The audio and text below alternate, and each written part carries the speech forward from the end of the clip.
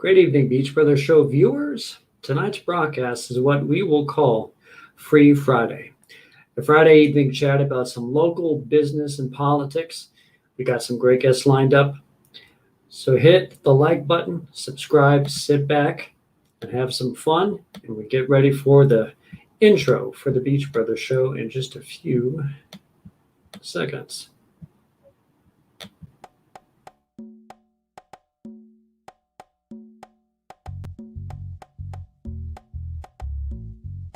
So look, the Beach Brothers Show is a show where we deal with Virginia business and politics.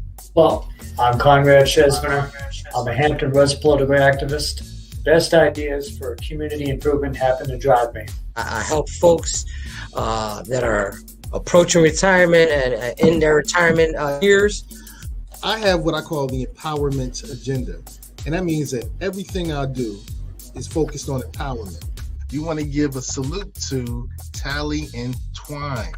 It's time for you to have a high quality watch made in Virginia, made in Portsmouth, Virginia from Tally and Twine.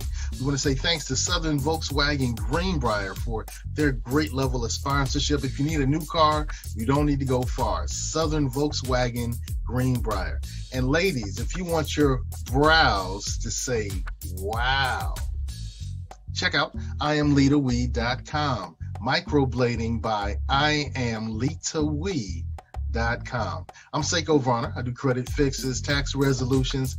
I lend private money to real estate investors, and we do debt consolidations. If you need any of these services, contact me as provided. And now it's time to get beachy on the Beach Brothers Show.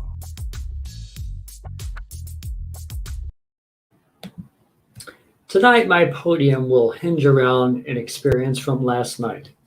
Coming out to Virginia Beach was Republican governor candidate Glenn Youngkin and Lieutenant Governor candidate Winsome Sears. They had a meet and greet and a chat at We Care Salon and Cafe. As you all know, the great place owned and operated by Beach Brothers Show friend and former guest Jimilyn Hewlett. It was a good atmosphere, peace and optimism. I saw many good friends out there, but I'll note, while I saw a lot of Republicans I know, and I shook Glenn's hand even, the room itself wasn't entirely a Republican crowd. And we know the Republican Party has a bit of a reputation it would like to end, that it isn't the friendliest party toward minority interests. And it may take a while to cure that reputation, but last night's crowd looked pretty promising for the state's party and their chances in that arena. One conversation I had at We Care stuck in my mind from last night. A woman was there to see Youngkin. She had on a Youngkin sticker. She was a tremendous fan of Jennifer Carroll Foy in the primaries, but didn't like Terry's ascent and big money presence buying up support and marginalizing candidates like Foy.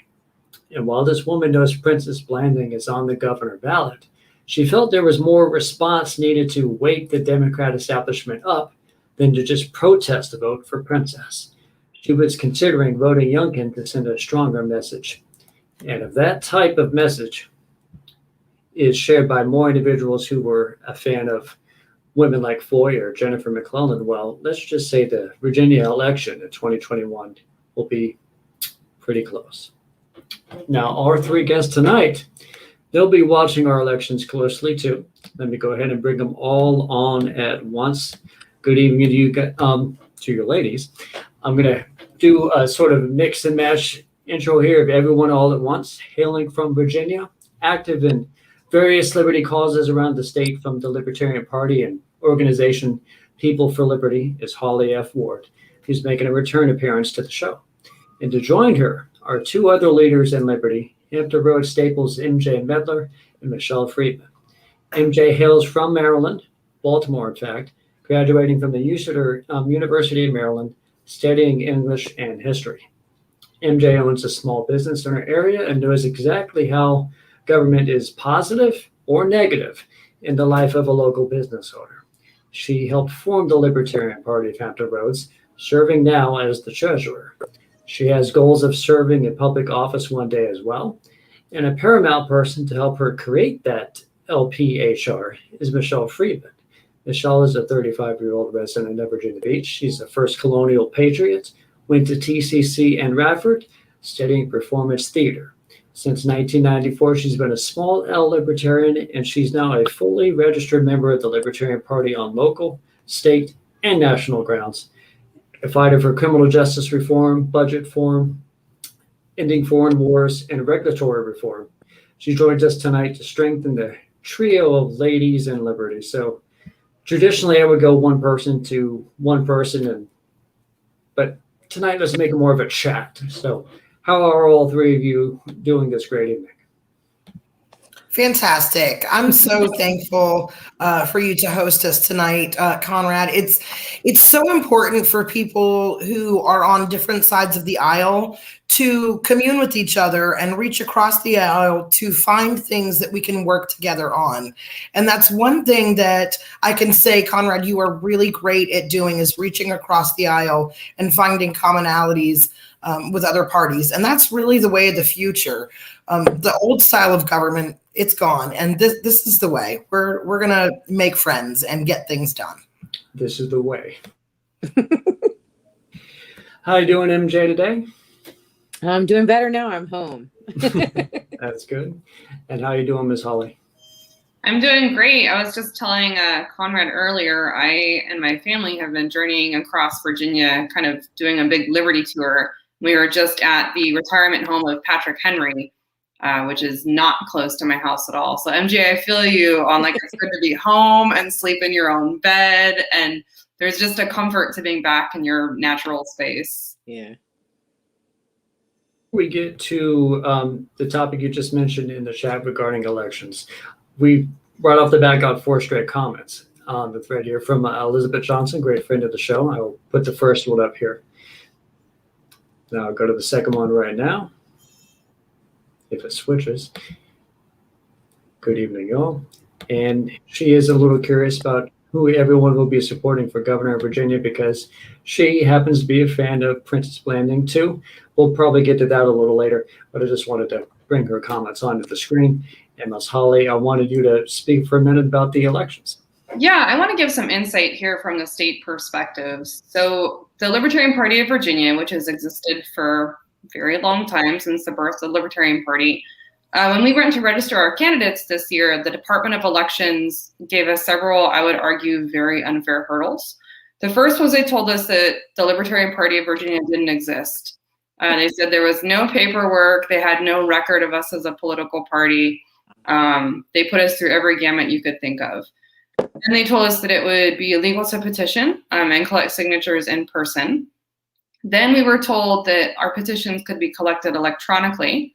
And so we had numerous libertarians across the state, getting ballot access signatures, only to be told that the elect system at the Department of Virginia didn't work and none of the ballots could be uploaded. And therefore, a plethora of candidates weren't even eligible. And we had to fight we have 7, I believe, House of Delegates candidates just to get them on the board. Then we had individuals running for local offices. Some of them turned in over 200 signatures, only to be told that over half of their signatures were considered invalid and they wouldn't be allowed to run for office anyway, and they were stricken from the ballot. A lot of these communications came like the day before a deadline. Hey, we know your petitions are due tomorrow. Just letting you know the system's down, you can't submit anymore. So sorry. I think that's a really important narrative for Virginians to have and know. I get that a lot on the social media pages for the state. Who's our gubernatorial candidate? We literally were blocked. The state tried to block us from doing that. And then as recently as I think about a week ago now, we were asked if we would change the L next to our candidates on the ballot because they didn't want them to run as an L because Princess Blanding is running under the Liberation Party. And so we were asked to change our, yeah, right, MJ? The Libertarian Party, the State Department of Elections asked if we could change from being labeled as an L.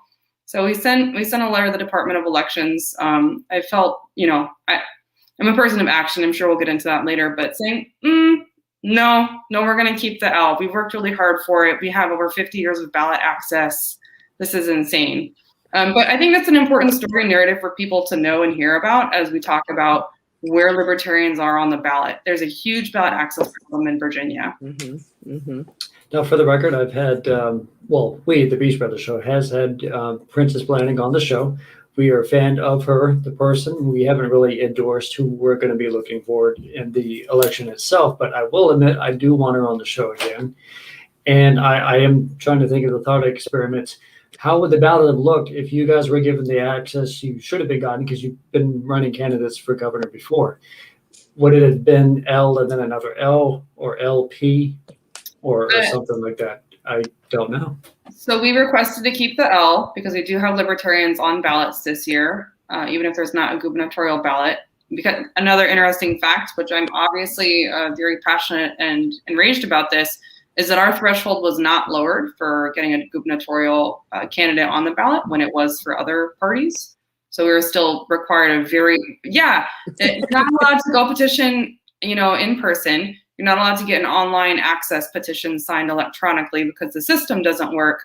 And we're going to tell you this 2 weeks before, and hopefully you'll just get 10,000 signatures and it's going to be great. So they suggested we label ourselves as LIB, L-I-B, which the entire state central committee promptly said no. I'll say a huge shout out here to our current vice chair, Dean Davison, who said that's very unfair. It will confuse people and think, liberal or some kind of lib mindset, which if Princess Blanding is running under the Liberation Party, why would we take lib? That would be the title of her party. So we declined that. We suggested L. If we had to do another letter, we said LP, and as a last resort, LPBA. From a business standpoint, we were there first, so I feel like the L belongs to us. I mean, our party's older. I mean, if you really look at it that way. 1972. That's the vibe of the letter that we sent back to the Department of Elections. Anyone that's ever voted for not one of the two old parties is familiar with ballot access, and the sweat and grinds trying to convince someone to sign a petition just to be on the ballot while your other candidates are already, out canvassing for themselves. Mm-hmm. So I agree, MJ. There is blood, sweat, and tears that libertarians have put into this party that shouldn't have to be compromised because of an individual application of rules by someone at the Department of Elections.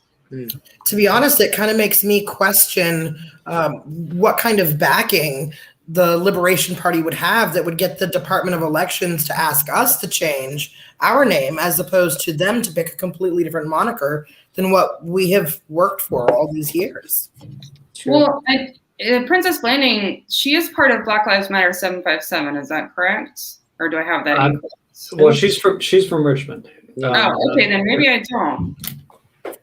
So I know there's a lot that I love about BLM 757, and I feel like I follow their social media, and I feel like I've seen a lot of Princess Blanding appearing on their page. But that could, again, just be Facebook's algorithms trying to trick me into an association. Yeah. So, okay, thanks, Elizabeth. I see in the comments. I'm glad that got cleared up. And for those just tuning in, she's not professionally affiliated with them at all. And thanks to I'm very sorry, Elizabeth. That's just how she populates on my social media feed. All right, now I'm going to take a little bit of a detour here, go into my planned advertisements here. And I know that it's sort of been raining off and on tonight, and I'm glad I was able to get my car serviced this past Monday on my off day. It did fail inspection, but then I paid to get 2 tires, and it's good to go now. It was served at Southern Volkswagen Greenbrier on 1248 South Military Highway. My car is from there. It gets great service from there. And if you go in and if you speak to Charlie Roy, you'll be able to get a good car and good service there too. So that was Monday. This past Tuesday, I turned in my filing report to Virginia's election board. I am the treasurer of the Virginia Beach Progressive Caucus, and I helped create that group at the start of the year, and I want to see it grow. You ladies, Michelle and MJ, instrumentally know your way around the starting of local groups. So let's chat a little bit about the creation of the Hampton Roads Libertarian Party, how it has grown since then, and what it's currently doing. And let's just start off, I guess, with MJ and Michelle. Great. So the Libertarian Party of Hampton Roads was established officially on January 9th of 2021. It was born out of a group of, there were 23 activists who had been attending the Tidewater Libertarian Party groups and were not happy with the messaging that they were hearing. It tended to lean a little bit more authoritarian than what we believe our platform truly represents. And when attempts to take the party back failed through official means, we decided to just start our own group. And it's been the most rewarding thing that I have done this entire year, probably in the last couple of years. The group of people that we have in LPHR, it's such a great combination of every variety of libertarian, from pragmatist, minarchist, anarcho-capitalist, anarchists, and we all just work together to make sure that the message of liberty is being fixed in this area and presented as we thought it should always have been. So there we are. And we're doing things. Since we formed, gosh, we've held booths at the Pride Fest at MJ's Tavern in Norfolk, and that was wildly successful. We got 127% growth and engagement on our Facebook page after that event. And to me, that's huge. Getting out in the community, showing the community who we really are and what our philosophy really is, which does support gay rights. Then the next event was Juneteenth that we did in partnership with the LNC and with Black Lives Matter 757. Again, building a coalition, showing our community that we value their rights just as much as our own, even if we're not the ones who are being oppressed. If any one of us is not free, none of us are free. You might second those opinions, Miss MJ. Yeah. I don't want to get too into like our formation, but it was long overdue, and we're hoping to reattract people that may have come to one of the previous organization's meetings and didn't feel comfortable or felt attacked or dismissed or whatever. We want them to try to give us a chance because we're a completely different organization. And like Michelle said, we have a big tent. We've got something and someone for everybody that's a libertarian, so instead of them feeling alone and like they don't have any kind of groups to be a part of here, we've got not only, is the LPHR a group, but there are like groups offshoot of that do all kinds of crazy stuff. I think they did like a dog park day. They do little meetups, over pizza and stuff. They all went to like the art museum together. They do all these different things and all over Hampton Roads because we encompass all the cities. So we've had meetings in Portsmouth, Chesapeake, Virginia Beach, Norfolk. We're trying to get around and cover everyone because the old organization was mainly just Virginia Beach. So all the libertarians and all the other outlying cities, didn't really have a home, and now they do. So that reminds me a bit of I have here on the comments my co-founder of the Virginia Beach Progressive Caucus, Mr. Mike Mescal. It sounds similar to why we broke off from the VB Democrats and started the Virginia Beach Progressive Caucus. Nice. There are, some things that you want to be able to do that you're being held back from the bigger establishment that's sort of been holding you back. Yep. I do want to air this comment here as much as I can because Elizabeth is on with a friend. Is that Miss Mise there? Regarding Princess. I don't want to make this entirely about Princess, but I do know that I personally am a fan. So perhaps one day I could speak into existence the possibility of having her on the show with you guys, and we'll just talk about politics or something back down in the future, because I am as much welcoming to having Princess on as many times as she wishes to come on the Beach Brothers show. Now, I want to go on to my next prepared question, which will bring Ms. Holly back here. Holly, you're versed in seeing liberty groups all over the state, from the party itself, but also to groups like People for Liberty. How do groups like that work with groups like the Hampton Roads Libertarian Party, and how do they need each other? Yeah, absolutely. So I'm the vice president for People for Liberty, and the biggest thing that we do in People for Liberty is try to help bring together liberty-minded people and create liberty-centric communities. People for Liberty is nonpartisan. It's purely liberty-based. So if you ever tuned into any of our programs or shows, we don't feature libertarians all the time. We have Republicans, we have Democrats, we have independents. Anybody that's acting in a sense of liberty, we want to welcome you and uplift your message to the community. So with both People for Liberty and my roles in the Virginia Libertarian Party, I can't talk about nothing. I feel like we are in a huge echo chamber a lot of the times, and everyone is online, and I'm not sure what we're mad at, but we're all really mad at somebody, right? And and we're firing off as fast as we can. And I don't know about you guys. Facebook told me I was an extremist because I'm online too much with my liberty. And so when I say, how does the relationship work together?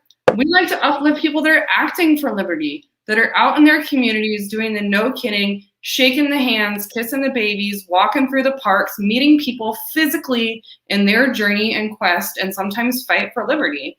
And so the more active a group is in the name of liberty and actually acting for liberty, and I would also say living for liberty, the better and easier it is for us to kind of uplift. And those are the people that we want to uplift.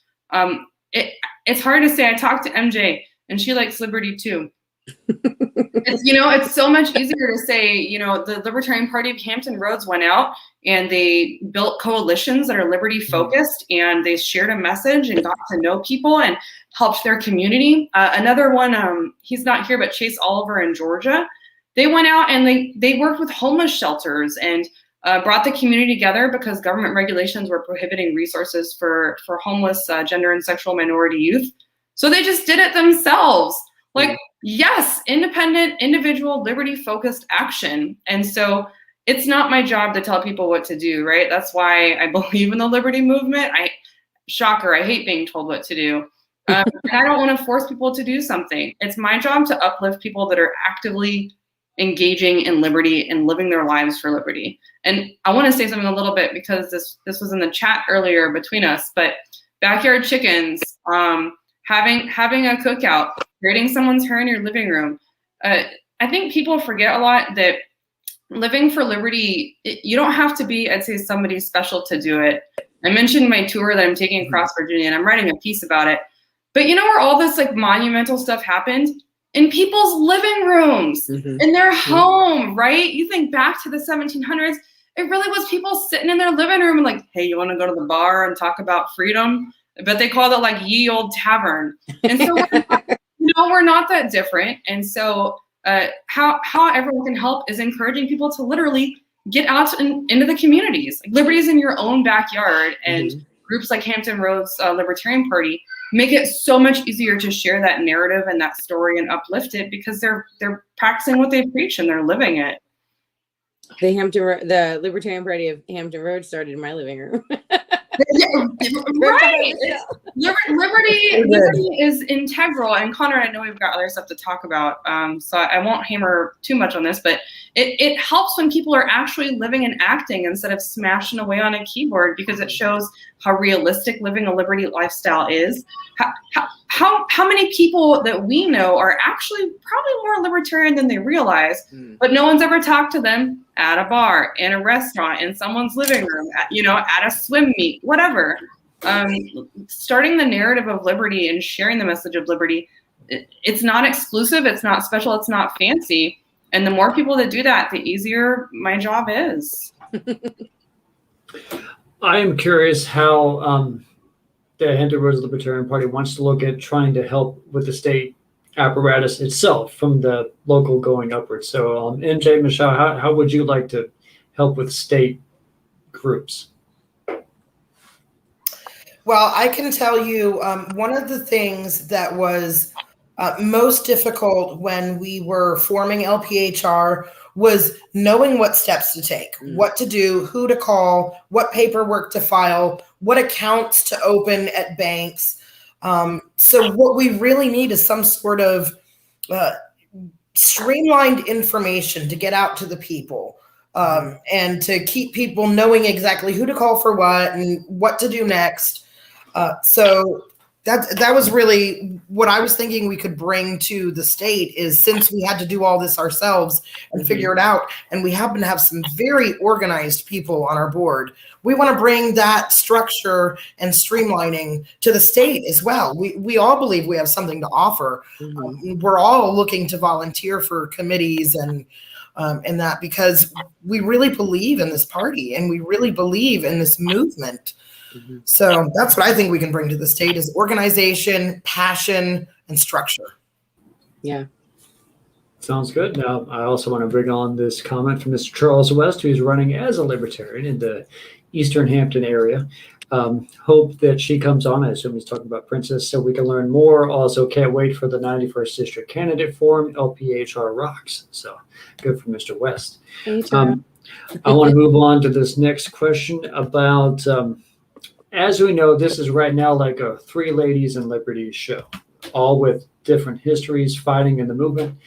Is it possible to go over thoughts right now regarding feminism in relation to the liberty movement? Are any drawbacks or experiences with leadership, so on and so forth? And this is, again, just a chat, so go in whatever order you wish to do. That's such a touchy / interesting / everything comment.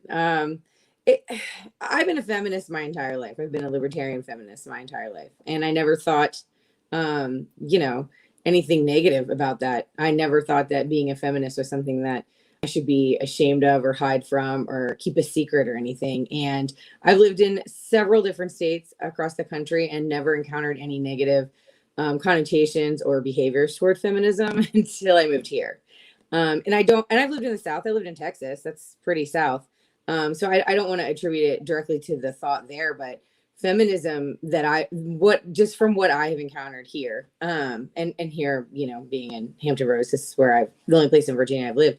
A lot of people think that it means that you hate men and that, I don't know, you want to jail them all up and ship them off to an island or, do something. Yeah, everyone's a monster, right? Yeah. And to me, I'm like, but the definition of feminism is that men and women are equal. Literally, that's all it is. And for me, I've always felt that way. There aren't things that are specific for women or specific for men. It should. I think that all of the. Oh no! Did MJ freeze? Did everybody freeze? I think we're back. Okay. Okay, and let's start off. So I don't know. I know Michelle has encountered a lot of similar things because, we both live in Virginia Beach, but I don't know, if that is common everywhere or whatever, but it does seem like a lot of women are in the liberty movement and a lot of the women in the liberty movement are not given the props that they deserve. And there are certain factions of our movement that are very against women, and that I've been a libertarian for so long and I've never encountered that. It's so crazy to me. I don't even really know how to deal with that or how to talk to them about, what really being a feminist means because they won't listen. They're just like, no, you hate men. So I don't know. Have you guys? Yeah, I mean, I obviously have thoughts on this. And MJ, I don't know how many times our paths have crossed. Michelle, we've definitely crossed paths a few times. I'm a pretty strong individual, just in general. And I'm really no nonsense. And I don't meet a lot of stereotypes. God bless my husband. But, I'm the kind of gal, like, I'll chomp on a cigar and drink a bourbon and go play golf. I don't really, sorry, I'm reading Elizabeth's comment when I say the liberty movement because it doesn't explain your platform. So Elizabeth, to be transparent, I don't have a platform. I'm not running for office. I'm not here representing any political party. I'm just here as myself. When I talk about the liberty movement, I talk about any infringement on our individual liberties that comes from the government. So if the government regulates against me for growing and smoking cannabis on my own home, that violates my liberty. If they have a criminal justice situation where they're arresting me and there's not a victim, that's wrong. Whenever there's something that there's not a victim, but the government is saying there's a crime, or the government feels entitled to my personal life and that they feel that they can have power over me as an individual, the fight for that and our individual liberties is what I refer to as the liberty movement. I will say on my personal ideology, I know this is a little off topic, I feel like we have a lot of sections that try to isolate individual liberties. If you're part of the Republican Party, these are the liberties you believe in. And if you're part of the Democratic Party, these are the liberties you believe in. And there's like this crazy philosophical wall down the middle. And I hate the wall. I would love to tear the wall down and introduce people to the liberties on both sides of the platform and perspective. Mm-hmm. And you know what? If it doesn't hurt you and if it doesn't harm you and no one's taking your stuff, just let it be. So that's like the Holly Ward philosophy. Mhm. But encountering a lot of issues for being anti-feminine. I do have 2 children. They're 2 small children, and I encounter a lot of subtle stuff. So in the beginning, when I started getting active, people would say like, "Well, does your husband want to come?" Or, is your husband free? Does your husband want to come golf? We're having a cookout. Is your husband available? Mhm. He is, but that's a pretty insinuatory comment. As I got more outspoken and more engaged and more involved, I quickly became bossy and emotional and all of those great words. Yes. And at the end of the day, I just set it aside. It's not easy, but I have bigger fish to fry than what some online troll tells me. And if there's someone in person who's telling me I'm being emotional for fighting for my individual liberties, then I guess I'm emotional because I'm a really passionate person when it comes to liberties of myself and liberties of other people. There is a group called Ladies of Liberty Alliance that we just did a Liberty lunch with them. Or no, I'm sorry, it's scheduled. I'll let you know what it is, Conrad. But it's a whole network of women across, I'll say the Liberty movement, Liberty-focused women. So there's Republicans, there's Democrats, there's Independents, there's Libertarians. And it's uplifting narratives of liberty and creating an alliance, mostly because a lot of people that face this discrimination, I would say that it's 1 and 2. So MJ, I'm similar to you in that it's not everywhere. And it's, even within individual factions, I've had factions that some would consider very progressive say things like, "I know you have kids. Are you going to be up for the challenge?" Yeah, I shot machine guns in the military for over 12 years. I'm up for your challenge of a 10-hour day on my feet. Like, let's get over it. Right. So, Yeah. It exists everywhere. And I try to uplift people, no matter who it is, wherever I can. I've seen it based on age. I've seen it based on, gender. I've seen it based on if you're a parent, if you're not. I've seen conversations based on race. At the end of the day, if you're here to fight for individual liberty, I'm going to uplift you. And as a woman, that's just, I guess that means feminists too. But that's the fight I'm going to fight. Michelle, I take it you might have had some personal fights, not fights, but just an aggression that you want to do to make sure you get your point across is over the years in battling for your party. So I take it you've had some similar experiences. Absolutely. I mean, I think any person on this earth has at some point experienced a time that they were mistreated based on a mischaracterization of themselves.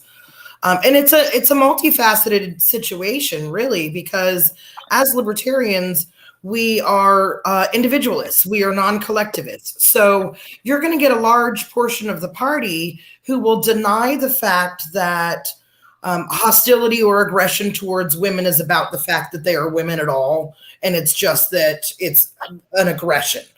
And while I understand you break it down to the minuscule thing of, yes, that person's being a jerk. But if that person is being a jerk towards you because they think you're lesser than, because of the body parts that you have, I mean, that's sexual discrimination. It is. Absolutely, I have faced that in the liberty movement. I will tell you, though, to be in this movement, to be in this party, whether you're a man or a woman, you have to have very thick skin because no libertarian agrees with any other libertarian about anything. There is no lockstep. There is no, we're all on the same team. Right. It's part of what makes us the party of principle is that we always fight each other because it always comes down to the fundamental principle of liberty. And if I perceive you as being authoritarian over whether we're going to have the chicken grilled tonight or the chicken fried tonight, I'm considering you authoritarian. I mean, that's the nature of the beast when you have a big tent is what we like to call ourselves, a big tent. We welcome various ideologies as long as everybody is working towards the goal of setting this world free in our lifetime. Mm-hmm. And it might be the reason that the party isn't successful in elections. It might be the reason that we're always fighting and there are always drama, but it's 100% the reason that we are the party of principle because we all keep each other in check all the time. But yes, I have faced anti-feminism rhetoric in this party. And just like Holly, I choose to rise above that and just stick with the platform and stick with doing good in my community and focus on that goal. Holly, I think you were sort of being asked regarding Elizabeth's comment here. I want to put it up on the screen because I want to have the viewers as much of a participation in this chat as much as possible. Granted, it is a very big comment, but Holly, take a crack at it. Yeah, sure, absolutely. So I think one of the first lessons I learned in my childhood, I grew up in California, is I don't have to look like somebody or be somebody to support somebody, especially when their liberties are impeded. So Elizabeth, we've got a lot wrapped into this comment, and I know this is about to transition into Hampton Roads, but I want to be very clear and transparent on where I stand on a lot of these areas. So Black Lives Matter. I absolutely think that there's systemic justice or injustices rather against people in the Black and African American community. I used to work for the Air Force full time, and one of the very last things I did within the last year and a half was start the Black and African American Employment Strategy Team, where we took statistical database analyses against criminal justice reform that was happening within our own Department of Defense. It triggered a lot of reviews of criminal justice practices, changing of more accountability. It included more EO. It included diversity and inclusion councils. I've advocated for anybody that's discriminated against, but the question specifically here about the Black and African American community.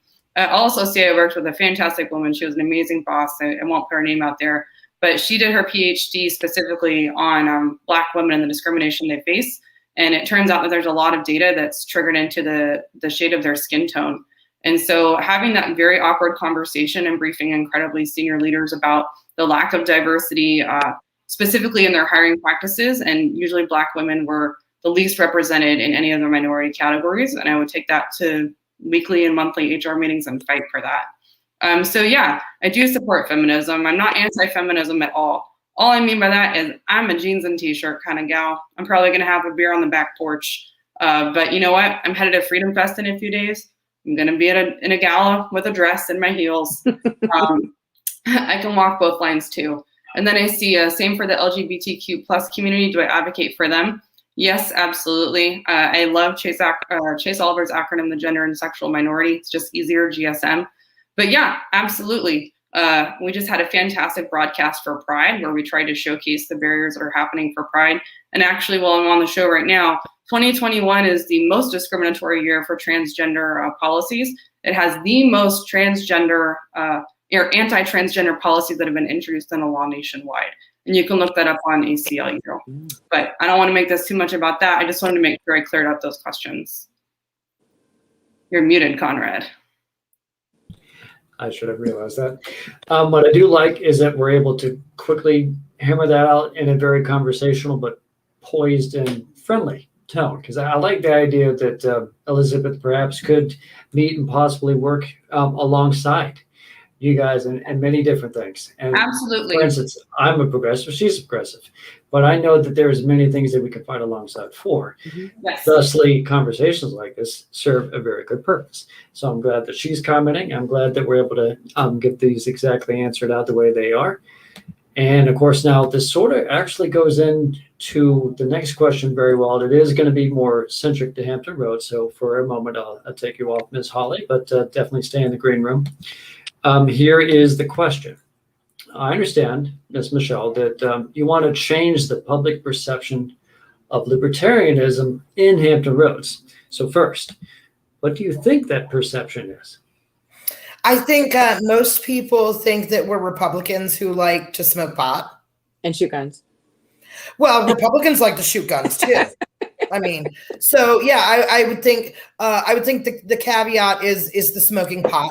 I mean, while pot is fantastic, it's got plenty of benefits that so many people need, not discluding or discounting our veterans, but dear God, why are we withholding a natural medical treatment from our veterans that can ease the pain that we have put them in by sending them to unnecessary wars for 20 years, a lot longer than that, but specifically, over in the Middle East, 20 consecutive years, we have just been sending these boys over there and making them go through boys. I'm sorry, I shouldn't have said boys. I apologize for that. That was not woke at all. These soldiers over there to fight for what, and then they come back and we're denying them an herb to ease the pain that they're feeling. I mean, so yeah, I think the misconception is that we are Republicans who like to smoke pot, but we're so much deeper than that. We are champions for criminal justice reform. We've been champions for criminal justice reform and are still more so than the Democrats are. I'm not going to lie about that. We are champions for the LGBT or GSM community, and we have been so since the 1970s, since before the Democrats got on board. Mm-hmm. So we have been advocating for all of your freedoms all of the time before it was ever popular. And that's the conception I want to change. Mm-hmm. Of course, we stand behind, I stand behind BLM. Of course I do. Of course I stand for LGBT rights. Of course I stand for ending the foreign wars. And that's what people need to know is we're not Republicans. We reject authoritarianism of any kind. Mm-hmm. That's it. Let me get back on here. MJ, do you share similar thoughts? I take it as, should I say second in command of the HRBC, or is it not HRBC? I don't know who's in command. Libertarian Party? There's no command in libertarianism. It's a free for all. It is. All right. This next question will be more MJ centric, at least to start, because you're a strong businesswoman. Even if that was all you did, that would be a very strong thing to point out. But you're also doing this, and you've been pushing for Virginia Beach change for a long while. So with the goal of improving the perception of libertarianism to the public at large as the business owner, let's chat about how certain things could be addressed in a libertarian lens locally. And there's quite a lot to talk about. First, you run a food truck, but Virginia Beach isn't very friendly to food trucks. Heck, it wasn't even very friendly to e-scooters either. A lot of regulations there. Does the LPHR have important things to say on regulations of stuff like food trucks and e-scooters? Yeah, we have a lot to say about that. We don't want the government to regulate anything that is unnecessary. It's very funny that this would be a question that you would ask. For the last, I would say, month, we've been trying to get everything back on track with we actually own 5 food trucks and a cafe. And so that's a lot of food trucks, and they all have separate requirements, shall we say. And since everything was offline and everybody was working from home and all the city offices and everything, were closed during COVID, and you had to make appointments and all this stuff. We're still catching up on paperwork. The amount of arbitrary paperwork that you have to do for all the cities in Hampton Roads, not just Virginia Beach. I have 12 business licenses because I have to be licensed in every single city separately for some reason. I'm not sure what. My business is based in Norfolk, so you would think that that's the only place that I would be licensed. But the amount of paperwork is absolutely insane. If you even saw it, you would be like, why? And the worst part is when you ask any of the city offices, okay, well, I can do this, but why? They have no idea. They have no idea why they think you need this stuff. So when I first moved here, we started our food truck when we lived in Denver, Colorado. And when we moved out here, we brought our whole business out here and, kind of restarted it here. And when I went to, get my licenses and permits and all this regulatory crap that they make you do, I couldn't believe how little they were valued. I couldn't believe how we were treated. I couldn't believe the hoops that we had to jump through. And then the fact that the city of Virginia Beach specifically is the worst for food trucks because they technically at that time, food trucks really weren't allowed to go anywhere. So it never made sense to me. Why are you giving us licenses but then telling us we can't go anywhere? And honestly, the zoning from that time, that was 8 years ago, it has not changed. Not one thing on the zoning has changed. We were able to get the licensing stuff changed to reflect.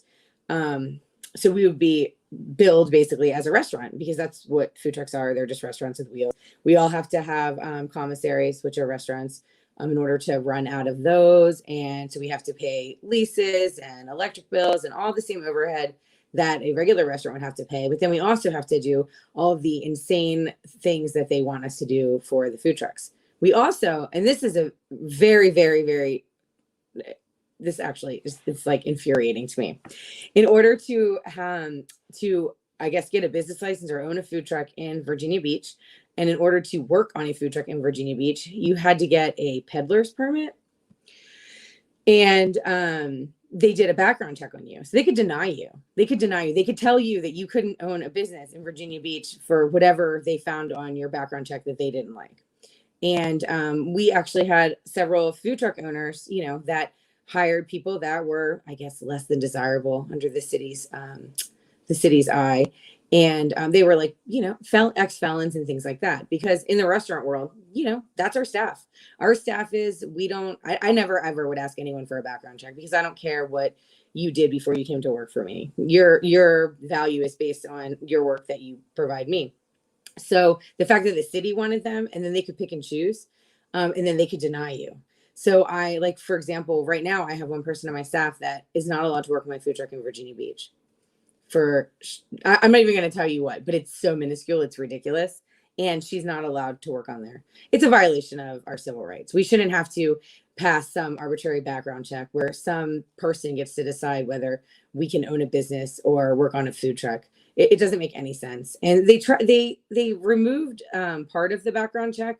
I don't know. We get a different background check now, but actually this year when I went to get my license, they made me get that one too.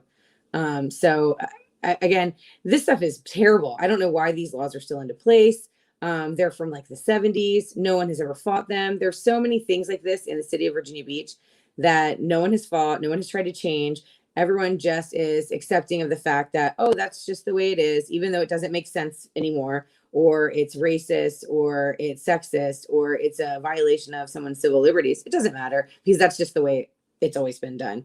And so hopefully, you know, LPHR can work, you know, to try to change some of those things too, and bring the city into this century. I mean, it's crazy how far behind everything is because the people that run our city are just happy leaving everything as it is. And the citizens are the ones that suffer. So MJ, you guys can totally change that. There was a law that changed in Virginia a few years ago. Back in the 60s, the law still read some archaic thing like professions of individuals that may be colored people can be paid less. And it was all like in the 2000s.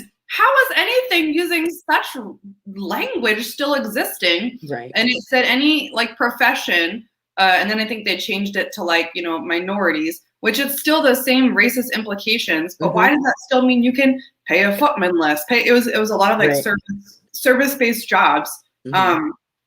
And so I think it was like 2018. I could be wrong there. The Virginia Assembly was lobbied and they finally got rid of the law and changed it. But when people think about things, you know, like, oh, I hope it changes. It can change again with the like, it's the power of you as an individual.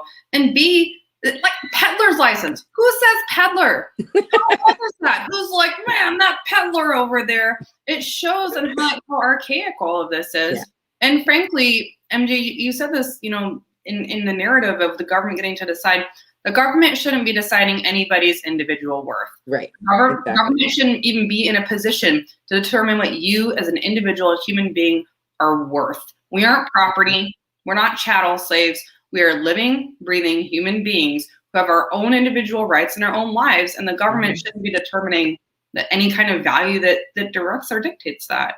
Exactly. They pick the winners and losers for sure when it comes to food trucks versus restaurants. I do want to acknowledge that, yes, a lot of the viewers are Elizabeths. And I also would like to say that I do notice a couple questions regarding Airbnbs, and we'll address that slightly later when we get to short-term rentals and stuff. So you guys keep watching, keep commenting. I want to move on to a more broad topic that could be addressed both Virginia and locally. After leaving work, just today, in fact, I passed a t-shirt shop that is now selling THC gummies. That's cool, but it wasn't always like that. Holly, you've helped push for changes on fronts like marijuana. But if you ask me, this is where I actually can really approach the libertarian event horizon as a progressive.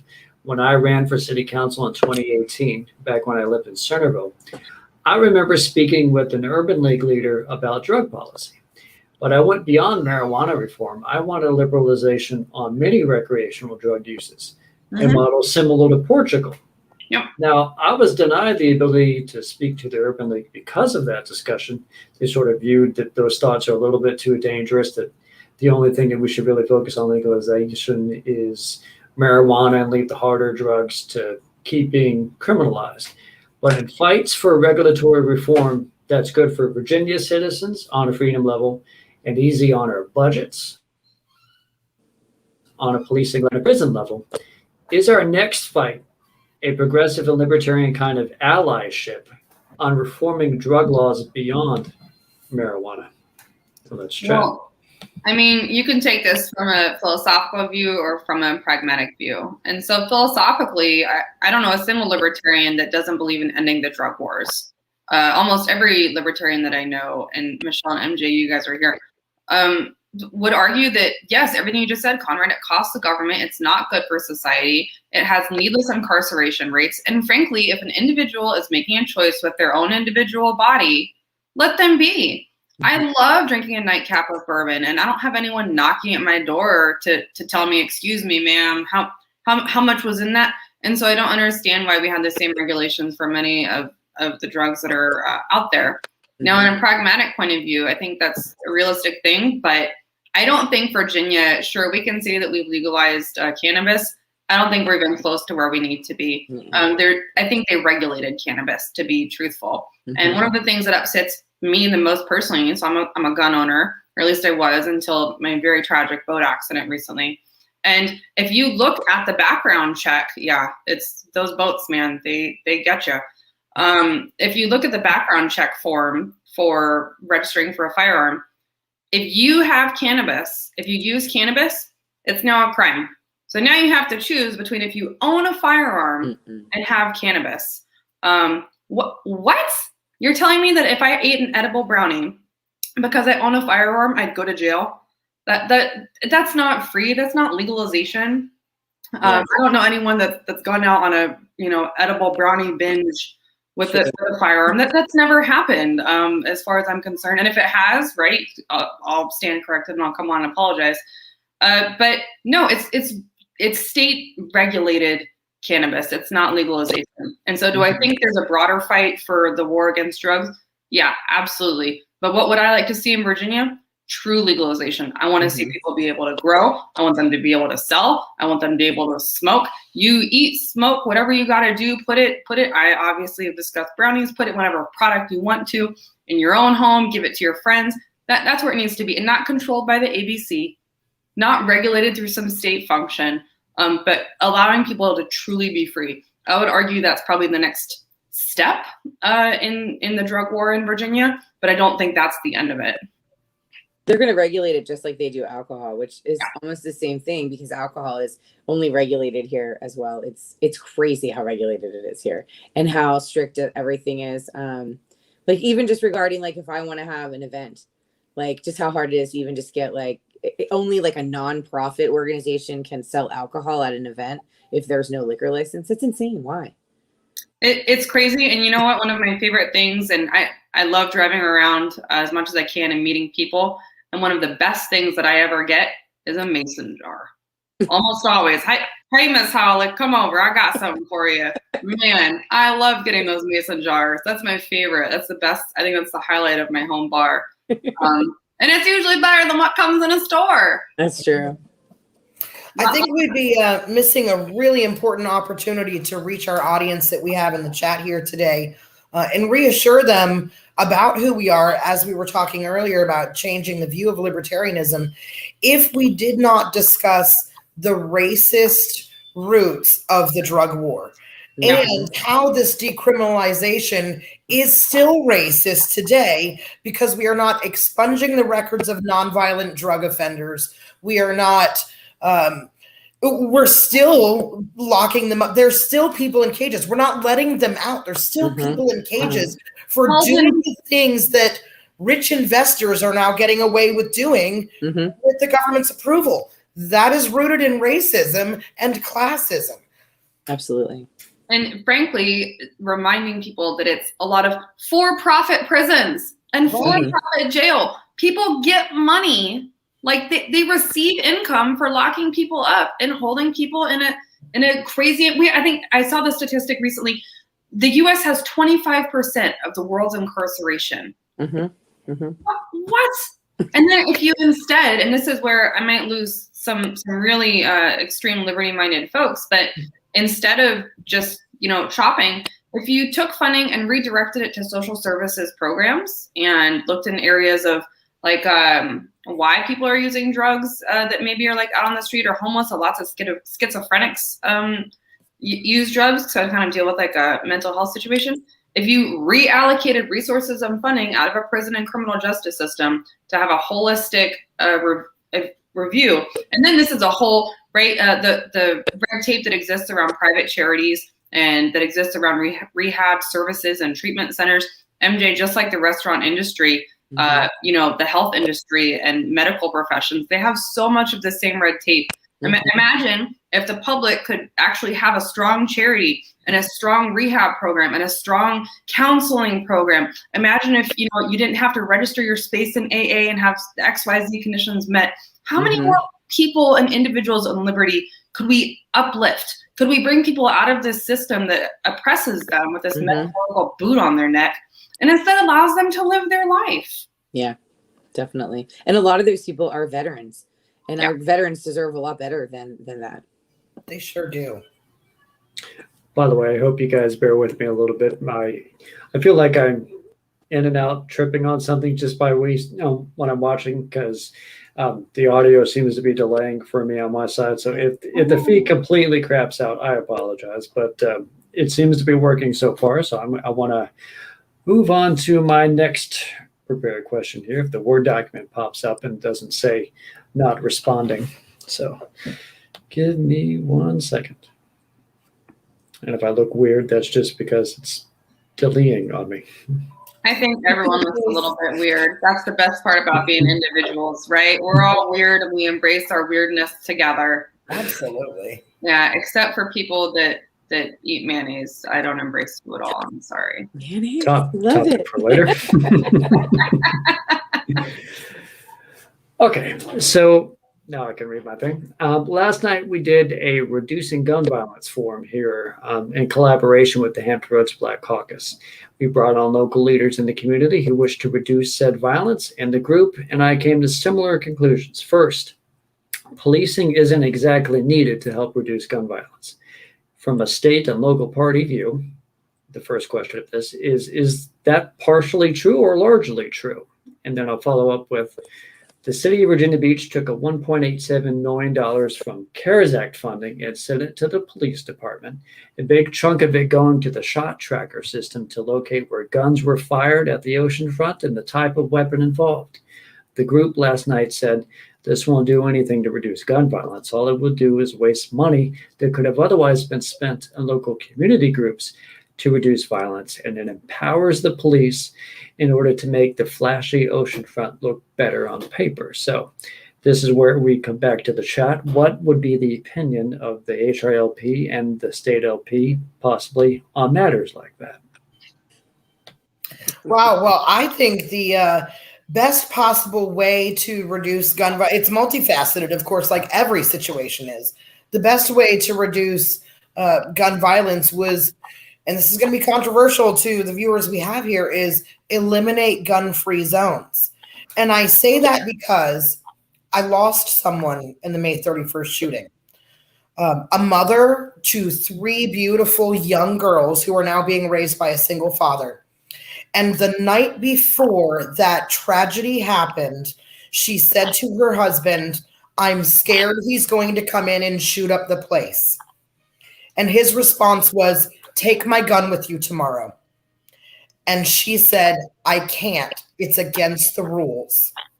Had she had her gun with her that day, she may or may not have, but at least there was a may in that sentence and not just she's dead. She may or may not have been shot 6 times while her husband listened on the phone. So the number one way to eliminate gun violence is going to be to allow well-trained, healthy gun owners to carry in every public place. They should be able to protect themselves. I want to be able to protect myself. The second way to eliminate gun violence is to get our kids off the streets. Now we live in a society where it takes 2+ incomes to run a household. So how are we going to get kids off the streets? Well, I mean, there's a lot of people who have plenty of time on their hands that could volunteer as mentors in community centers, the YMCAs. We could take some funding away from juvenile detention centers by locking up these kids who were just in a little bit of trouble and putting them, like Holly said, back into the community in ways that prevents it by keeping children engaged so that they don't start a life of crime. It is a multifaceted situation, but one thing I will never, ever do is support gun control. I won't do it. Yeah, Michelle, I want an F-15 and a tank in my front yard with a flamethrower on the back, right? I'm the same. I believe a well-armed society is a polite society. If you ever watch testimonials in both state and national legislation about gun control and restrictive gun laws, you almost always hear the story of either, I'm glad I had my gun, at like the Texas church shooting, right? There was someone in the Texas church that was armed and prevented it immediately. Or you hear someone saying, I wish I would have had my gun, or if somebody had their gun, this wouldn't have happened, such as, the Colorado theater shooting. Now, to get specific and talk about Virginia Beach for a minute, come on, the little signs with the no swearing, right? I'm pretty sure I've got quite a few F-bombs while I'm out at the beach having a day, usually because I lose something in the water. But the regulations don't stop or prevent criminals. Frankly, it's not a crime to have a gun. Right? It's part of our it's our liberties. It's the Second Amendment. And I can't think of any other right that's legislated as much. So that's sad as it is. But I think that gun violence and how gun violence comes is truly by the laws are only stopping law-abiding citizens. We don't talk about guns also. So the phrases of, we don't talk about politics and religion. Well, what happened 50 years later? Nobody knew how to politely have a discourse about politics and religion. And everyone was real fired up and mad. And so I remember in my high school, like kids had guns in their pickup trucks in the back rack when they like parked in the parking lot. Like they would have their hunting rifles because that's just where I was at the time. But there's no conversation about, what a gun is, or I hear the phrase assault weapon all the time, but that's not a narrative. Usually people are just describing AR-15s and a 5.56 millimeter ammunition. So education about guns and firearms, and frankly, any kind of weapon, I think would be a smart thing to do. So there's not this weird mythical fear about guns. We like to lead with fear instead of a basic knowledge and understanding of, frankly, a machine. Can I add one thing to that? Because I actually have a very different thought process on this. Michelle knows too. I personally will never own a gun. I don't know anything about them. Where I grew up, I'm from Baltimore. Guns are not used for protection. They're used for murder. I've found guns that committed crimes in my backyard in Baltimore. I've had a gun pulled on me before and I've been mugged. And so I have a very different take on the whole gun thing. However, I think that everybody, if you want to have a gun, then, it's the law says that we can. But I think that a lot of people like me, they just think that since they don't understand guns or like them, that nobody should be able to have them. And that isn't, it's okay to say that you're not going to have a gun or that you don't like guns, but it doesn't mean that nobody can have them. And I feel like that is a perspective that maybe isn't ever brought up or talked about. Like, I'm glad that Michelle has a gun and knows how to use it. And I hope that if I'm ever in a situation where someone else has a gun, I hope that she's with me because I know that she'll protect me. But for me, it's not for me. But I think that that's okay too, But that goes back to the education component that I talked about. There's this weird, I don't know anything about it. And then MJ, that second part. So nobody should have a gun whatsoever. Right. And that just doesn't make sense to me. Yeah. But a lot of people do that. And I think if they think further into it, you don't have to know about it. If other people do, that's the whole point of it. There are people that they know how to shoot, they know how to protect it. And that's what they'll do in a situation where, they have to. So we should allow those people to do that. That's kind of where I think.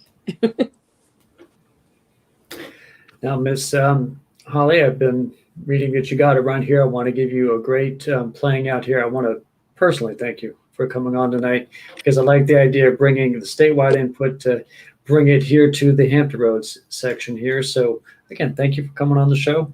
Would you like to give any final shout outs or plugs for things you're working on?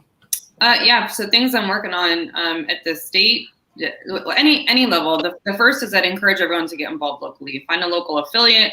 I really encourage people to get involved down in Hampton Roads, which I know is your guys' home base with the Libertarian Party of Hampton Roads. One of the most active affiliates in the state, makes my job a lot easier. So thank you, Michelle. Thank you, MJ. You guys are rock stars down there. From the state perspective, we have Erin Pyle, who's heading up the National Convention Committee, and she's crushing it. She's no nonsense, just like me. I love Erin. I give her all of my heart. And so if that's something anyone wants to be involved with for a Liberty narrative. And then just on a personal level, I'm headed to Freedom Fest. I'll be there with People for Liberty. We'll be talking to lots of different people. We'll be at all the different events. I'll be there with Joe Jorgensen. So if anybody here is headed to Freedom Fest or wants to follow along at peopleforliberty.org with a little 4 in it, and follow our journey, we're on social media. And let us know if you have questions about Freedom Fest. If you have questions for people, fire them away to me. I'm happy to track someone down and ask Liberty-based questions. Sounds cool. Well, again, thank you for coming on tonight. Definitely can't wait for the next time. And we'll see you around. Thanks, Conrad. Thanks, Good girl. night, Holly. Bye, Thank guys. you. Nice talking to you. You too.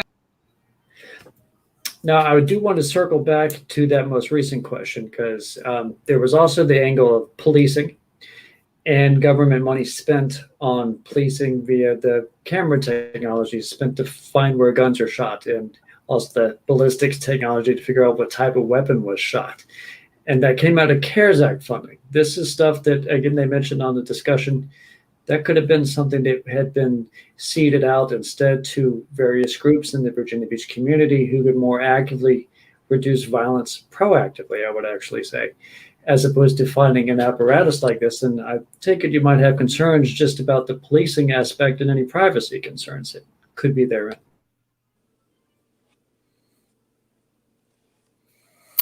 As far as the $1.87 million that was taken from the CARES Act, I go back to, I look at Virginia Beach City Council as one of the most antiquated, the most corrupt bodies in this state. I've lived in Virginia Beach for over 35 years.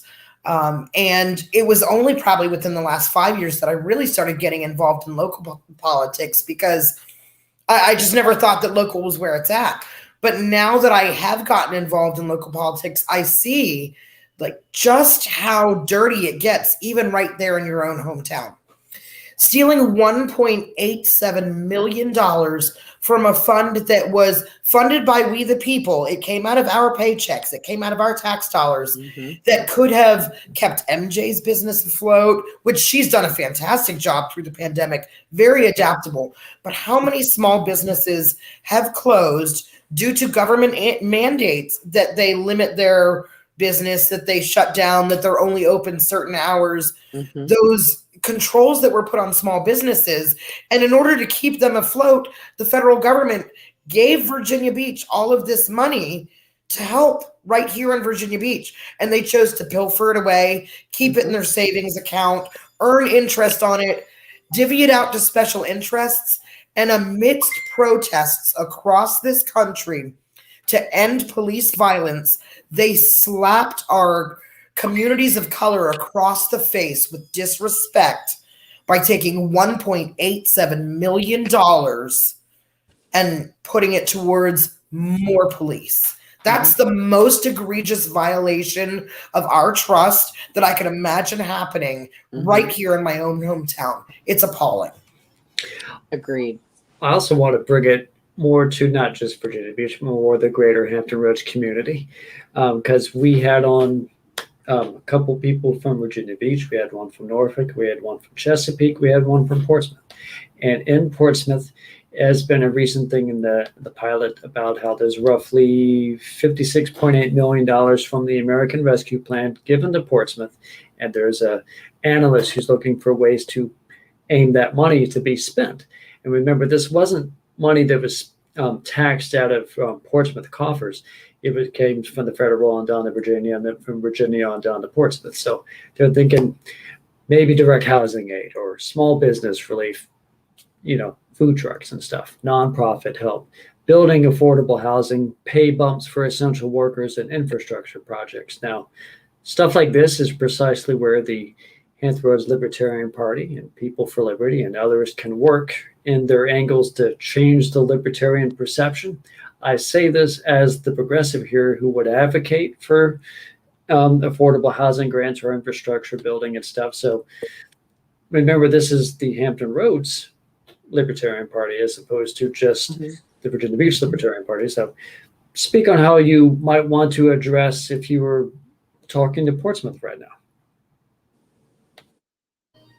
Well, I can tell you, I lived in Portsmouth for a couple years in my early 20s.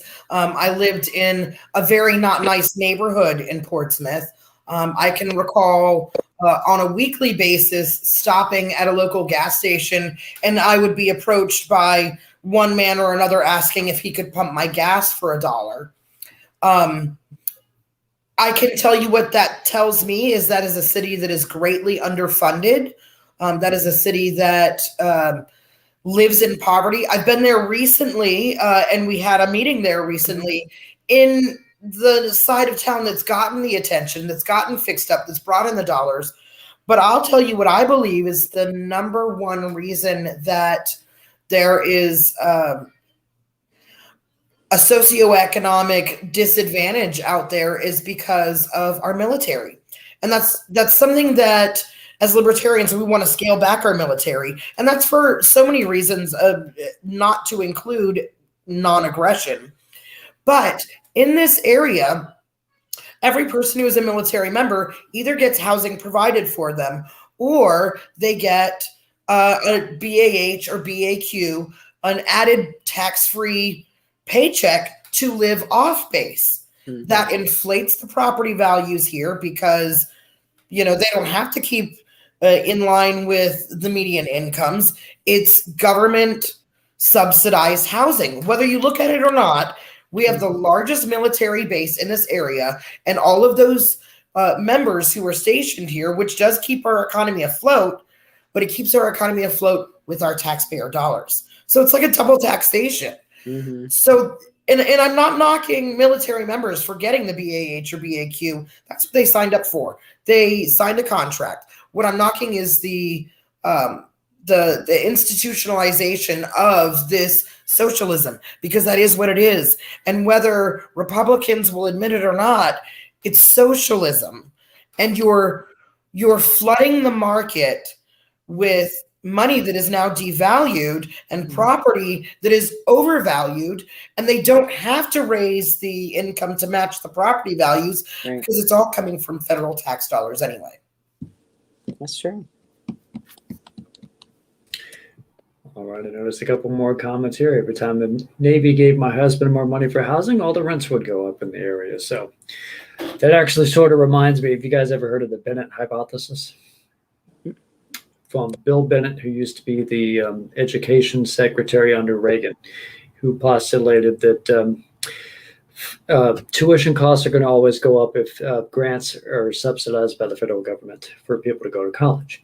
So as long as the money keeps coming in, they're like, well, we can charge whatever we want. Mm-hmm. Granted, I still like the idea of subsidizing college, but that doesn't necessarily throw off the trueness of something like that.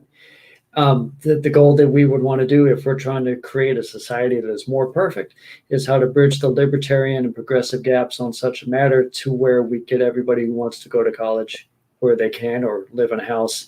And the idea that paying money that they can't otherwise get shouldn't inflict prices so much. That's what we want to work on, is how to make sure the inflation, which we're experiencing right now, I'm not going to deny that, it's a little higher than it's been since 2008, if I recall some of the news stories correctly and remember what happened in 2008.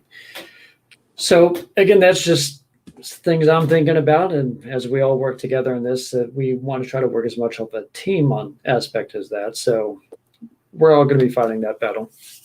And we're going to be fighting battles on a myriad of other issues too, that progressives and libertarians don't automatically have to be at odds. And this is what many of the comments section here today is focused on, is short-term rentals, for instance. Virginia Beach banned all new short-term rentals outside of Sandbridge by a 5-4 vote, unless it's okay by 75% of the neighborhood in question, which to me sort of sounds like the city sort of deputized most of the city into a pseudo homeowners association. As someone who ran 3 times for city council in Virginia Beach, I would not have voted for that. But what would be the position that the Hampton Roads Libertarian Party might take on that? Stop telling me what to do on my own property. I mean, the government doesn't have the right to tell you that you can't rent your house out for a year or a month or a week or whatever you want. It's your house. So to me, what doesn't make sense is, for example, I'm a renter. My neighbors don't know that I'm a renter. They didn't have to approve that I'm a renter. I have an annual lease that I sign. What is the difference if someone comes here for a week? And this is the comments that I've heard have been, oh, well, we don't want a bunch of young people coming there for a week and, causing a ruckus or, with their shenanigans or whatever kind of stuff is said. But let's be honest, that's exactly what the oceanfront, what happens there. People come, this is a tourist town. It's something that I think everyone that lives here has accepted. Whether we like it or not, it is. And that is how the city gets a lot of its money, how the residents get a lot of their money. And so not allowing residents to, make extra money off that, only allowing the oceanfront businesses in the city to make the extra money off of the tourism and not allowing the residents, to me is, that's not right. It's clearly monopolizing that. And then I always have to wonder too, how is there, okay, so for example, because I used to live in the Princess Anne district for a very long time, but luckily I do not anymore. And like in Sandbridge, all those houses that get rented out per week, but they go through like a real estate company. How is that any different than me deciding to rent my house out? When you go on Airbnb, you have to answer questions. You have to talk about yourself. They can look up your profile. The people that own the house that are renting it to, they can check you out ahead of time and they can say no if they think that you are not going to be a good fit. So how is the real estate company doing the exact same thing for you, but having to get paid? How is it any different from you doing it for yourself? You're still renting the house out for a week. It's still going to be tourists and guests and all that stuff, but somehow that's acceptable. But you doing it yourself for your own property that you own is not. And that to me is the problem. Obviously, there are special interests at play here, and they are colluding with those special interests in order to keep things the same, because that's what Virginia Beach Council wants to do. Keep everything the same all the time, no progress ever, do not evolve. That's just what I've seen. And Airbnb is another one. Like the fact that this is even in 2021, this is even still something that is like an issue is totally insane to me. Like, what do you think, Michelle? It's insane. You're telling people basically that even though they pay a 30-year mortgage and they pay personal property taxes, that they don't really own their home, is what you're saying. Mm-hmm. So let's not even pretend like I own my home if you're going to tell me what I can or cannot do on that property if it doesn't create a victim. And that is what libertarianism really all comes down to, is was a victim created? And if not, mind your own business. And that includes you, government, you mind your own business. Mm-hmm. The fact that Sandbridge, an area that is already a very high percentage rental property rate, $1 million properties, let's be honest, to own a property in Sandbridge, you probably already have plenty of money. You're not working paycheck to paycheck. To me, it shows another version of cronyism and classism, that our Virginia Beach City Council is letting the haves continue to have more freedom to earn more money, to keep being the haves, to keep paying the pockets of the people who are making the regulations that are stopping you and me, who are just paying our mortgage in our house, from renting out a room for a week or a month, or, letting a group of college kids stay at our house for something in the water. It's another form of classism, and it's another form of cronyism. And that's, yeah. Speaking on cronyism, we're about to touch on that in just a little bit, but I want to throw in another comment by my Virginia Beach Progressive Caucus compatriot, Mr. Mike Maskel. Colleges shouldn't be telling the government how much to pay them. The government should be telling colleges, this is how much we're going to subsidize. Make it work, or lose to someone who will. Absolutely. So you can have some more similar opinions than one might think of. But let's go on to the next topic here, which does involve debt and projected future government spending on a local level. The city also just passed a $587 million general debt obligation, with the task of it being flooding projects. Considering the budget in total and things like the Virginia Beach Tip Fund, cronyism, how does the HRLP look at this? The tip fund. Does everyone in the city of Virginia Beach know what the tip fund is? Because I'm going to go ahead and say they probably don't. And they probably don't know that they pay for it. So I'm not sure of everywhere that the money that goes into the tip fund comes from, but I know the money that I put into the tip fund, and I know the money that you put into the tip fund.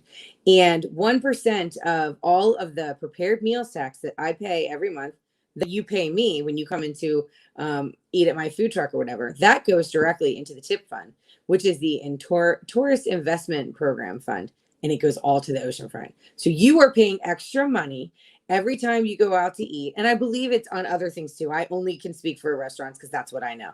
Every time you go out to eat, in my beloved Kempsville, every time you go out to eat at Lynn Haven Mall, every time you go to McDonald's, every time you go anywhere at a restaurant, you are paying taxes to the oceanfront. How does that make everyone feel? Unmute myself here. As someone who works at the oceanfront, the front desk of a hotel, I have seen actually the taxes change just a little bit over my 16 plus years behind the desk. And it used to be 14% plus $1 a day flat tax. Now it's $1 a day flat tax. And then I like how they do a flat tax, and they also have their own percentage of the sales tax. They can't just simplify the tax code. Now it's 15%, but remember that's like 8% Virginia, 7% Virginia Beach, or if it's 7% Virginia, 8% Virginia Beach, I don't remember, but it's, I think, $2 a day now, flat tax that the hotel does. And this is all of our competition does the same thing. And that what goes into these funds here, just to then be spent back around what is most likely going to be spent in the oceanfront area anyway. So it's like, it's a fund generated to create more things, which creates more fun. It's a big spiraling thing that doesn't then go to places we might like it, like those flooding projects. Yes. Which goes back to the cronyism, usually because this is a way of taking the money that was generated in the funds, subsidized by taxpayers, even if they came from out of the city, to then go to business owners to build things like, not that I'm dramatically against the, what is it called? The Wave, something that's at the Dome site now, that it's a good idea, but doing it with that much tax dollars when it should be private, this is where I get back to that libertarian thing I've come back from before. And then the city has to ask for $587 million over 30 years? Is it going to be priced out as when you could have been already applying more of that over the last 30 years? Again, that's all what that is. And I can tell you, I am very personally affected by the flood mitigation issues here in Virginia Beach. I purchased, I was a first-time home buyer 2 years ago, purchased a home. Surprisingly, Virginia is a non-disclosure state. So while I knew it was in a flood zone, until we got far enough along in the buying process, I had no idea what the cost of my flood insurance was going to be. Never mind, the previous owners didn't have to notify me that the pipes were rotten underneath the house and that he jerry-rigged the AC working.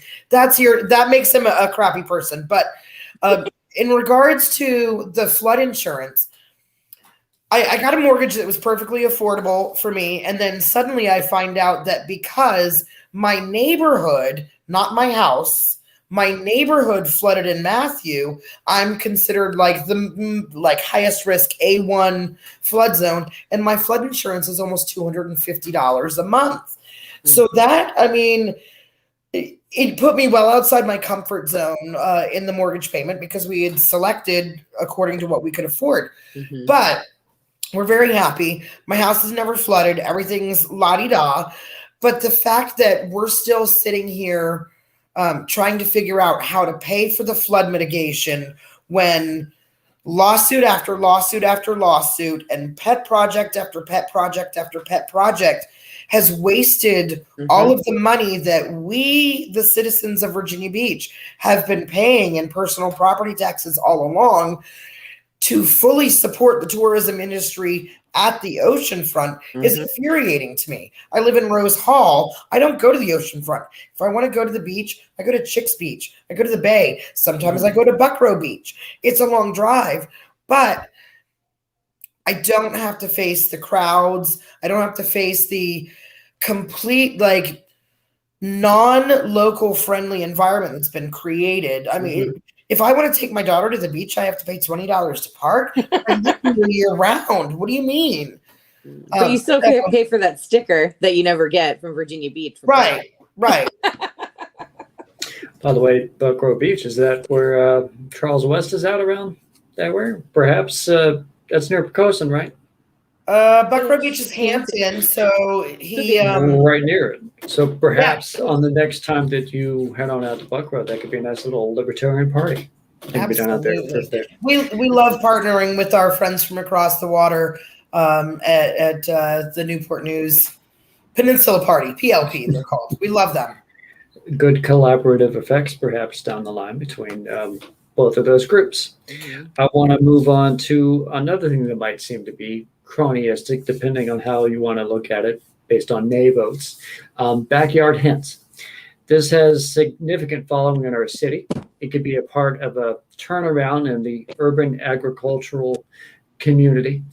So much so that Virginia Beach actually created an urban agricultural commission to study new agricultural ideas north of the Green Line, and backyard hens is a part of that. So does this matter in urban agriculture? Does all of it deserve an advocate from the HRLP? Absolutely. Backyard hens matter for one reason, and one reason only: freedom. But as a side note to that, the very first way governments control their people and cut their people off from being able to live a life of liberty is by cutting off their food supply. Yeah. You are forcing me to go to some big box store and buy chemically treated eggs, or to hope that at the farmer's market, the farmer who's there is doing their eggs the way they say they're doing it. You are forcing me to purchase a product through one avenue only when I am perfectly capable of producing this product for myself and for my neighbors. If I have chickens, I should be able to give eggs to my neighbors, but that's illegal too. Yeah, it's crazy. And the question you have to ask is, why? Why can't we have chickens? What is the problem? I have never heard one good reason of why we can't have chickens. And if you want to go back to the, well, your neighbors might not like it. Well, I mean, that's just tough. Your neighbors might not like you. It doesn't matter because it's your property. And if you want to have chickens, you should be able to have chickens. I mean, it's bizarre. I have ducks and geese in my backyard that I don't want every single day, but that's okay.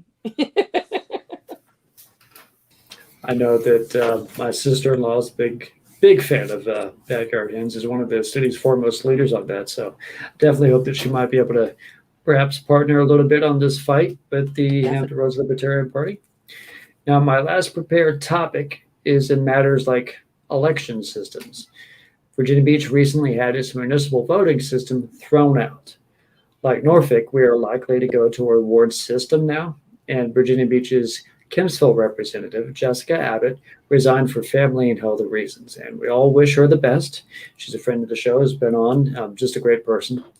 As Jessica Abbott received over 120,000 votes last election, which is like 70,000 more votes than I got, and a clear majority of voters in her district too, At-large Councilman John Moss believes the city should look toward appointing Jessica's replacement as someone who very closely mirrors Jessica's philosophy. In my knowledge of past appointment processes, as I publicly stumped for Megan Kennett for the Beach District seat 2019 and Beach brother Sego Varner later in 2019 for Rose Hall, how would the Hampton Roads Libertarian Party look toward advocacy on the appointment for Jessica's replacement and the voting system itself?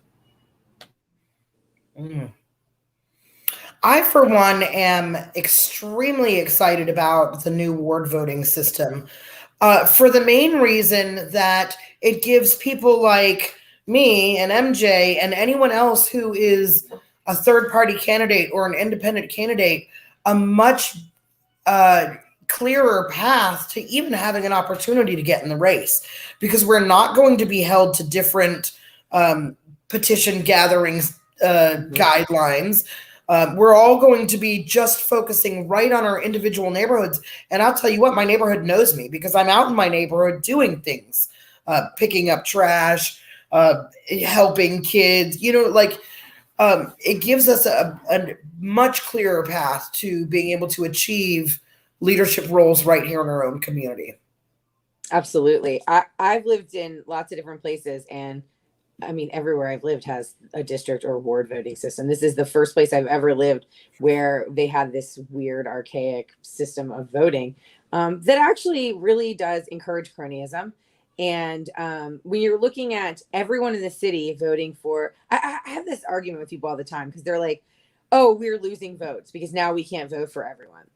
But the problem is that you want representatives that represent you and your neighborhood and your district. That's the whole point.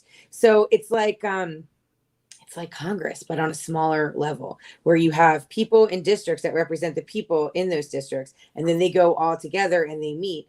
And then as a whole, they represent the whole state of Virginia to the United States, for example. And I don't understand why people don't get that concept. When you are having this at-large system, you're voting for people all over the city are voting for people for your district. They don't live in your district. So, I mean, really, do they care about your district? I don't know. It seems to me that most of the people that we vote into city council, not all, but most, are being voted in and votes are being bought, with big money for funding projects at the oceanfront. I live in Kempsville. I was extremely lucky to have Jessica Abbott as my district representative. It's one of the reasons I moved to Kempsville because she knows everything about it. And, she's excited about Kempsville, and she always would spread, the information about it. She knows all the history and everything like that. And I have a lot of friends that live in this district, and it's awesome. And it's very underrepresented when it comes to council. We don't get a lot of projects and funding. And, we were trying to build a food truck park here. We didn't even get looked at. But yet, they spend all these millions and billions of dollars at stuff at the oceanfront, like a wave park next to the beach that really doesn't matter, isn't really going to do anything to make the city better. It isn't going to do anything to increase tourism. I'm not sure why anyone would think that it would. We have an ocean. That's why people come here. But now we will have someone, for each district that represents each district that will have our best interests that potentially we can talk to. They live in our neighborhood. They're part of our area. We know them. Their kids go to school with our kids. Like, instead of having people representing us that don't really care about us. And I think that a lot of people will see a lot of changes in Virginia Beach after this comes into play. I think a lot of the people that have been in office for way, way too long will not be coming back because their district doesn't want them there. I know specifically, some people that I think their district will not be voting for them again. A lot of it has to do with ways that they chose to spend money, which didn't help their district. They chose to spend money for the city at the oceanfront instead of in their own district to help their own people. And I guarantee those people won't get voted back. So that's going to be good for all of us. I'm thinking because I know I actually went to speak to council face-to-face when I was stumping for who I was stumping for in previous replacement processes. So I'm not entirely sure. This isn't to take anything away from the Hampton Roads Libertarian Party any more than the group that I helped start. It's newness, and it's very new. And now we're presented with something like trying to find someone who could replace the greatness that is Jessica Abbott. So I'm like, does the group itself look forward to the idea of going to city council as a group to speak for someone that they like? Or might not that come to pass and we'll just more privately support someone? I will say we have, when we started the LPHR in January, we knew that we wanted to have several committees because as libertarians, we're not big on a centralized form of government. We like spreading out the responsibility. We like engaging all of our members to take ownership of the movement and the party. So we formed a communications committee. And we've got a communications director. His name is Joshua Nicholson. We've got a couple other people on the communications committee, Stephanie Duell and Robert McCall. And they do a fantastic job with sending emails to the city during or prior to city council meetings, have made sporadic, like visits to city council meetings. We're hoping to expand that as we go on, that the communications committee can attend more of those, because that really is where it's at, bringing the message of what we expect of our elected officials to them. These are our demands. These are our requests. Face the consequences, basically, if you don't meet your constituents' needs. So. I mean, literally, there is strength in numbers, and you can really show the size of the party itself, local party itself, if more of those individuals actually came to Virginia Beach, went to Chesapeake, went to Norfolk, and spoke to each of those particular councils regarding any matter, not just a replacement, but that's just a very prescient issue at the moment. Now, that's sort of where we end up regarding the last of the prepared topics I've had. I do want to go over some of these recent comments here. I believe Mr.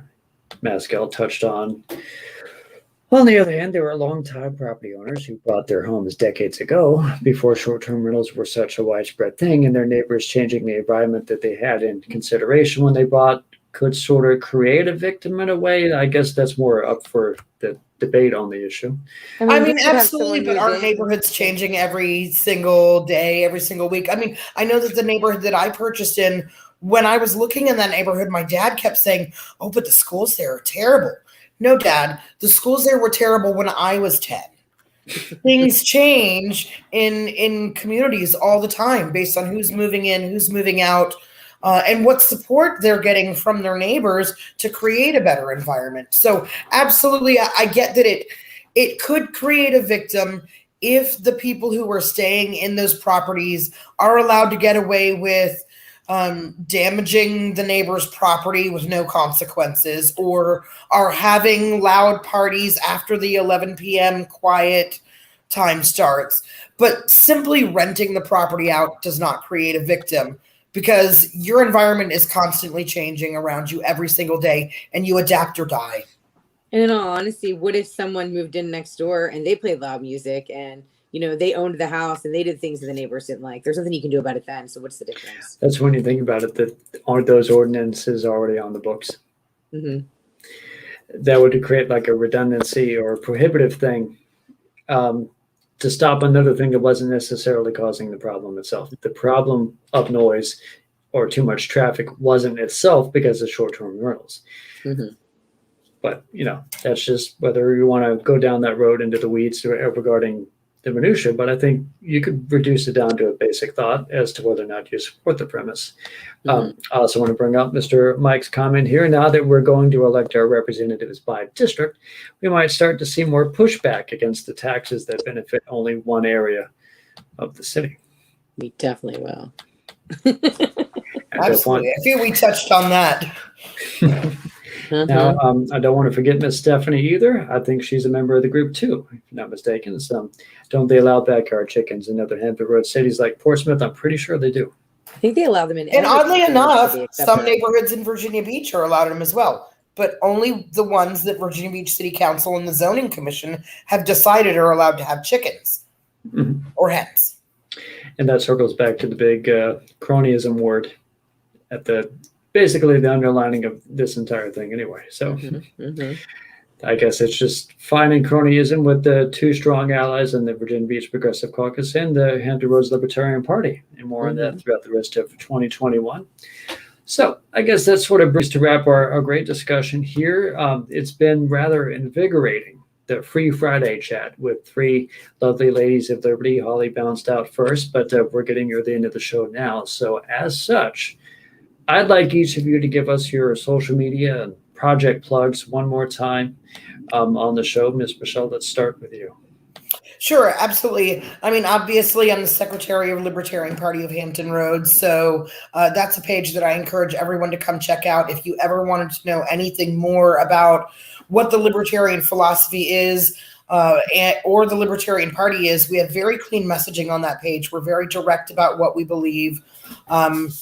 My other project is I work with Holly at People for Liberty, which is a nonpartisan organization that brings people in from all different ideologies, focusing on the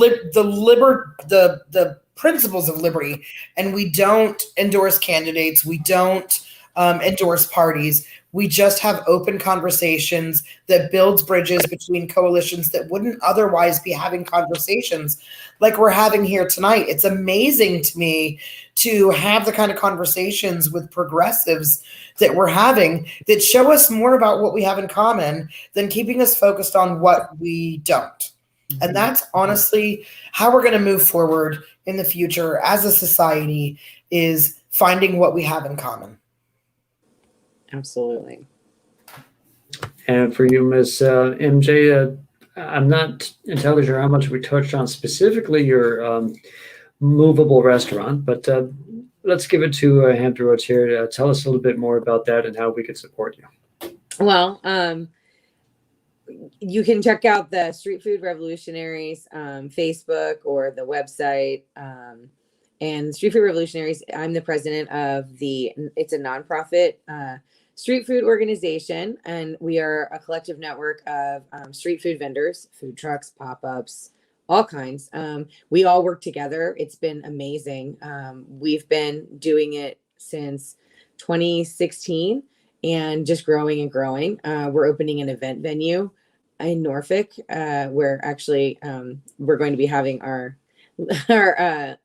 LP national training there. So that worked out really well. But if you want to try to get involved in the fight to free the food trucks in Virginia Beach, email us, like our page, check it out. It's basically all the trucks working together for a common cause, which is our freedom and being able to work in the city where where we live. So the more people that can help us in that fight, the better. We'll be probably hitting up City Council again in the fall for the fifth time to try to see if we can get some of those laws changed again. So the more support we have from the community, obviously the better. Put the pressure on them. Maybe they'll actually make some moves this time instead of keeping pushing us to the side. So, well, again, that all sounds really good and very optimistic. I like the idea for the next the rest of this year. So I want to thank each of you for sharing your time and especially sharing your mind with the Beach Brothers show tonight. And the show wishes you a great night, and I will raise my now empty glass to the next time we'll have each of you on. Thank you so much, Conrad. It was a pleasure. Always a pleasure, and can't wait for the next time. I'll see you guys around.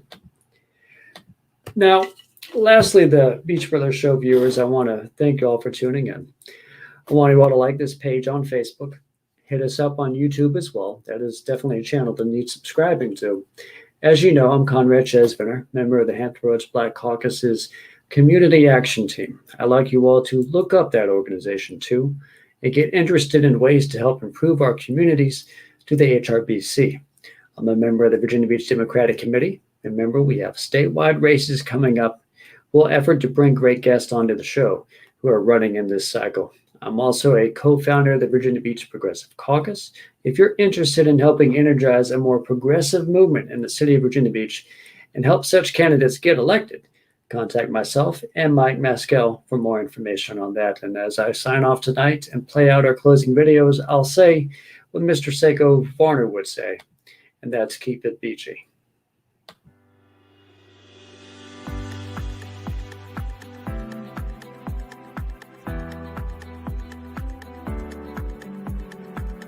It's never too early or too late to plan for retirement. Let me show you how to protect yourself, your loved ones, and your assets from loss due to catastrophic decisions that may affect you the rest of your life. Please call me.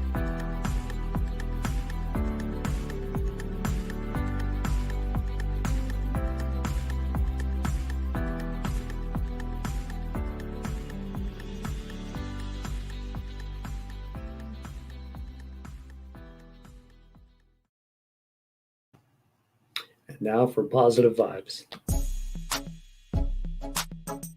This show was brought to you by Positive Vibes Incorporated, our consulting services. We do credit fixes, we do tax resolution, we lend private money and debt consolidation. So if you need some of these services, we're waiting here for you. Credit fixes, tax resolutions, private money, and debt consolidation. Make sure you call Positive Vibes Incorporated.